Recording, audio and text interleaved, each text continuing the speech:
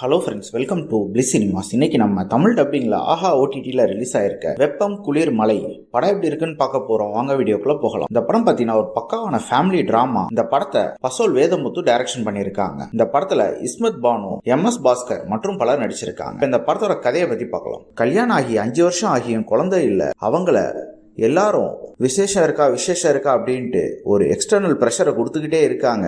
இத்தனைக்கு அவங்க பார்த்தீங்கன்னா ஊருக்குள்ள ஒரு பெரிய ஃபேமிலி. அவங்களே அந்த ஊர்ல இருக்க மக்கள் எப்படிலாம் பேசுறாங்க, ஒரு ப்ரெஷரை போடுறாங்க.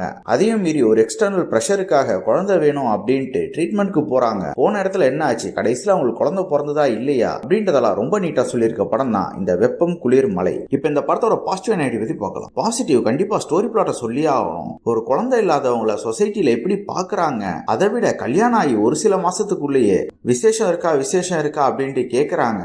இதை பத்திலாம் ரொம்ப நீட்டாவே காமிச்சிருக்க படம் தான் இந்த படம். இவங்க கேரக்டர் ரைட்டிங் அல்டிமேட்டா பண்ணிருக்காங்க. குறிப்பா ஹீரோ கேரக்டரும் ஹீரோயின் கேரக்டரும் ரொம்ப சூப்பராகவே பண்ணியிருக்காங்க. 2 பேரும் மூலியமாவே படத்தை சூப்பரா ஹோல்ட் பண்றாங்க. படத்துல இவங்க அங்கங்க மெசேஜ் சொல்லியிருக்காங்க, அதெல்லாம் பாக்குறதுக்கு நல்லாவே இருக்கு. குறிப்பா ஒரு குழந்தை பிறக்கணும்னா அதுக்கு ரொம்பவே லவ் வேணும் அப்படின்றத காமிச்சிருக்க விஷயம்லாம் ரொம்ப நல்லாவே இருந்தது. அதே மாதிரி எல்லா விஷயத்துக்குமே மெடிக்கல் டேர்ம்ஸ்ல சால்வ் பண்ண முடியும் அப்படின்றதே ரொம்ப நீட்டாவே காமிச்சிருக்காங்க. டெக்னிக்கல் ஆஸ்பெக்ட்ஸ்ல பாத்தீங்கன்னா படத்துல சூப்பரான சினிமோட்டோகிராஃபி, சவுண்ட் எஃபெக்ட்ஸ், பிஜிஎம் எல்லாமே பண்ணி கொடுத்திருக்காங்க.